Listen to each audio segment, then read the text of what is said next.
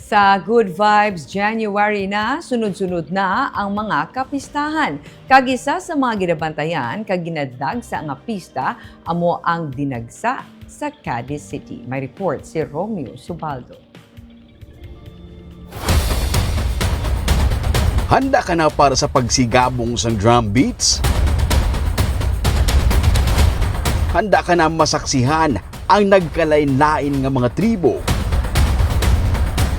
Ready ka na para sa pinakamalapad nga street party?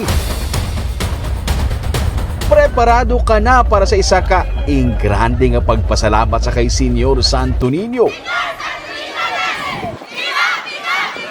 Sini nga Enero, liwat initanan masaksihan kag maeksperiensyahan sa 52nd Dinagsa Festival sa Cadiz City. Sa January 16, magasugod na ang Sinadya. May official launchings ang Dinagsa. May patikanay drum beating competition, kag madamo pa sa mga aktibidad nga ginpreparar. May 3rd Cadiz Dinagsa Fun Ride 2026. May araman sang 10-miler run. Visayas Mindanao Wide Painting Competition. Kag sa January 24, may Fluvial Parade.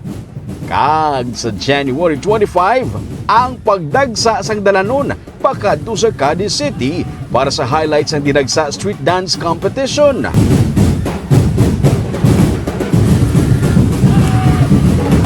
Masiri nga mga kolor ang makitaan sa dalanon sa lamhitanay sa dalan kadungan sang street party.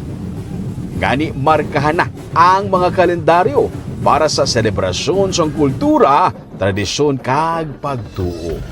Ang 52nd Dinagsa Festival. Romeo Subaldo para sa Digicast Negros.